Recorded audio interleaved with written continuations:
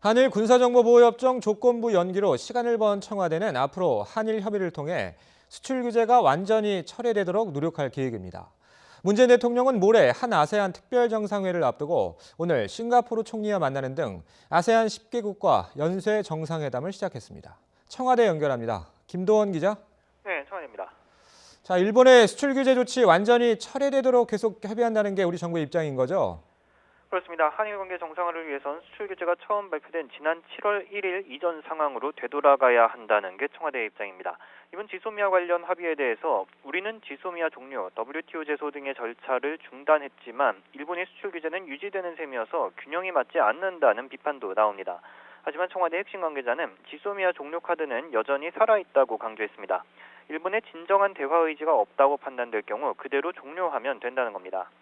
수출 규제 조치와 관련해 일본은 우리의 대화 요청을 거부해 왔는데 공식 대화를 시작하게 된 건 지소미아 종료 카드를 사용한 성과라는 설명입니다. 결국 앞으로 진행될 한일 당국 간 대화에서 수출 규제, 화이트리스트 배제 철회에 관해 일본이 얼마나 전향적인 태도를 보여주느냐가 관건입니다. 이와 함께 정부가 전격적으로 지소미아 종료 연기를 결정한 데는 미국의 압박도 상당 부분 작용했다는 분석이 나옵니다. 지난 90일 동안 미국은 주한대사, 국무부, 국방부 등 거의 모든 채널을 동원해 지소미아 종료 결정을 철회하라고 촉구해왔습니다. 하지만 청와대 고위 관계자는 지소미아 종료가 한미동맹에 미치는 영향은 매우 제한적인 것으로 판단한다고 선을 그었습니다. 청와대는 이제 한 아세안 정상회의 준비로 바쁘겠군요. 네, 부산 한 아세안 특별정상회의의 공식 행사는 모레 시작되지만 오늘부터 관련 일정이 계속됩니다. 문 대통령은 오늘 오전 리셀룽 싱가포르 총리와 정상회담을 열고 스마트시티, 중소기업과 스타트업 협력, 양국 직항노선 자유화 등의 협력 방안을 논의했습니다. 이어서 내일은 하사날 볼키아 브루나이 국왕과 정상회담을 여는 등 아세안 10개국 정상 모두와 별도의 연쇄 정상회담을 갖게 됩니다. 정상회의 공식 일정은 모레 환영 만찬으로 시작됩니다.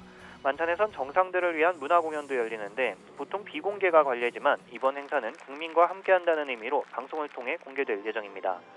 이어서 오는 26일에는 한 아세안 정상회의를 열고 양측의 전략적 동반자 관계 발전, 경제 파트너십 강화 등의 내용을 담은 한 아세안 공동 비전 성명을 채택합니다.